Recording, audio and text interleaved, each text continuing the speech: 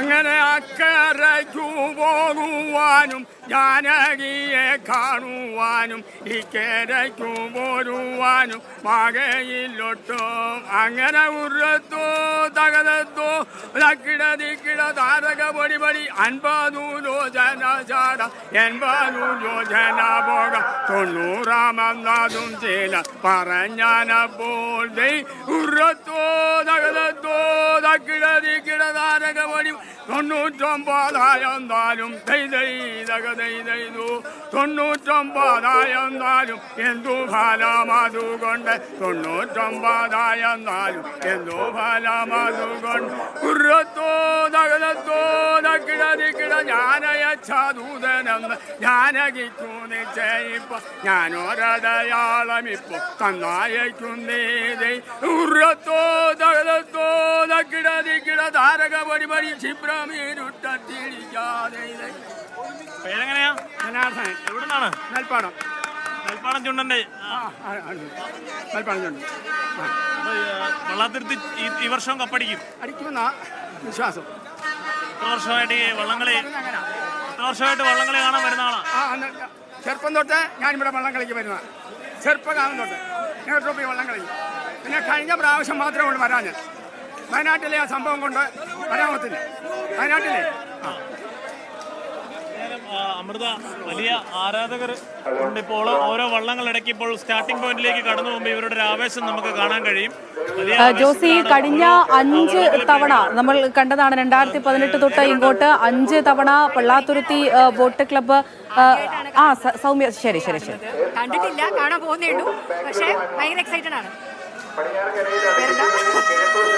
എങ്ങനെയുണ്ട് ഇവിടുത്തെ ഒരു ത്രില്ലൊക്കെ? എങ്ങനെയുണ്ട് ആരാധകരുടെ ഒരു ആവേശം? അതാ പറയുന്നത്, ഇതൊക്കെ ടിവിയിൽ കണ്ടിട്ടുള്ള ഒരു എക്സ്പീരിയൻസ് മാത്രമേ ഉള്ളൂ. പക്ഷെ നേരിട്ട് കാണുമ്പോൾ ഭയങ്കര എക്സൈറ്റഡ് ആണ് ഞാൻ. എന്തായാലും വള്ളംകളി കാണാനായിട്ട് കാത്തിരിക്കുന്നു.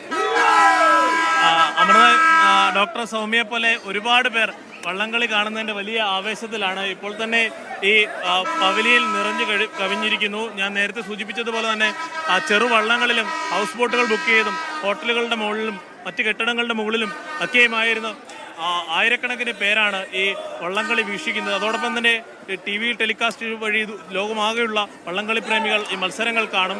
1952 ഈ വള്ളംകളിയുടെ തുടക്കം. 1952 ഇവിടെ നെഹ്റു പ്രധാനമന്ത്രിയായിരുന്ന കാലത്ത് ആലപ്പുഴയിൽ എത്തുകയും അന്ന് വിജയിച്ച നടുഭാഗം ചുണ്ടലിൽ ചാടിക്കേറി വിജയാഹ്ലാദം പ്രകടിപ്പിക്കുകയും ചെയ്തു. പിന്നീട് നെഹ്റു ഡൽഹിയിലേക്ക് മടങ്ങി അവിടെ നിന്നും ഒരു ചുണ്ടൻ വള്ളത്തിൻ്റെ ആകൃതിയുള്ള വെള്ളിക്കപ്പ് ഇവിടേക്ക് അയച്ചു കൊടുക്കുകയും അതിൻ്റെ ആ ചരിത്രം പിന്തുടർന്നുകൊണ്ട് 1969 മുതൽ നെഹ്റു ട്രോഫി എന്ന വലിയ ടൂർണമെൻറ്റ് സംഘടിപ്പിക്കുകയായിരുന്നു. പിന്നീട് അത് ചാമ്പ്യൻസ് ലീഗായൊക്കെ ഉയർത്തപ്പെടുകയും ചെയ്തു. എന്തായാലും കുട്ടനാട്ടുകാരുടെ, പ്രത്യേകിച്ച് വള്ളംകളി പ്രേമികളുടെ ഈ കോട്ടയം, അതോടൊപ്പം തന്നെ ആലപ്പുഴ, കൊല്ലം ഒക്കെ ചുറ്റപ്പെട്ട് കിടക്കുന്ന ഒട്ടേറെ ബോട്ട് ക്ലബ്ബുകൾ, അവർക്ക് വലിയ ദശലക്ഷക്കണക്കിന് ആരാധകർ, അങ്ങനെ ഒരു ഓണക്കാലത്തിൻ്റെ വരവറിയിക്കുന്ന ഒരു വലിയ ഉത്സവമായി, ജലമാമ്പാങ്കമായി അങ്ങനെ ഇത് വളർന്ന് പന്തലിച്ച് നിൽക്കുകയാണ്. ഒട്ടേറെ ആ ആവേശമാണ് ഇപ്പോഴും ഇവിടെ കാണാൻ സാധിക്കുന്നത്. എന്തായാലും വേഗരാജാവിനെ, ജലപ്പരപ്പിലെ വേഗരാജാവിനെ അറിയാൻ ഇനി മണിക്കൂറുകൾ മാത്രമാണ് ബാക്കി. 6ാം തവണയും പള്ളാത്തുരുത്തി കപ്പടിക്കുമോ എന്നതാണ് എല്ലാവരും ഉറ്റുനോക്കുന്നത്. കഴിഞ്ഞ പ്രാവശ്യം മൈക്രോ സെക്കൻഡുകളുടെ വ്യത്യാസത്തിലാണ് പള്ളാത്തുരുത്തി കപ്പ് സ്വന്തമാക്കിയത്. 2018 ശേഷം മറ്റാർക്കും കപ്പ് പോയിട്ടില്ല. ഇവിടെ നിന്നാണ് വരുന്നത്. ഓക്കെ, നേരത്തെ എത്തിയോ? സീറ്റ് ഉറപ്പിച്ച് എവിടുന്നാണ് വരുന്നത്? കോഴിക്കോട്. ആദ്യമായിട്ടാണോ വള്ളംകളി കാണാൻ? അമൃത, ഇതുപോലെ ദൂരദിക്കുകളിൽ നിന്ന് പോലും സംസ്ഥാനത്തിൻ്റെ വിവിധ ഭാഗങ്ങളിൽ നിന്നുള്ള വള്ളംകളി പ്രേമികൾ, അതോടൊപ്പം തന്നെ വിനോദസഞ്ചാരികളൊക്കെ അടക്കം എത്തിയിട്ടുണ്ട്. എന്തായാലും രാവിലെ മഴയും ഇടയ്ക്ക് പെയ്യുന്നത് ചെറിയ ആശങ്കയുണ്ടാക്കിയിട്ടുണ്ടായിരുന്നു. പക്ഷേ ഇപ്പോൾ കാലാവസ്ഥ തെളിഞ്ഞു. കായൽപ്പരപ്പിലൊക്കെ വലിയ തെളിഞ്ഞ കാലാവസ്ഥയാണ്. ചെറുവള്ളങ്ങളുടെ മത്സരം അല്പസമയത്തിനകം ആരംഭിക്കും. ഉച്ചയ്ക്ക് ശേഷം ഞാൻ നിൽക്കുന്ന എതിർദിശയിലുള്ള പവലിയനിലാണ് ഉദ്ഘാടന സമ്മേളനം നടക്കുക. അതിനുശേഷമായിരിക്കും ചുണ്ടൻ വള്ളങ്ങളുടെ ഹീറ്റ്സ് മത്സരങ്ങൾ തുടങ്ങുക. 21 ചുണ്ടൻ വള്ളങ്ങളാണ് ഇക്കുറി മത്സര രംഗത്തുള്ളത്.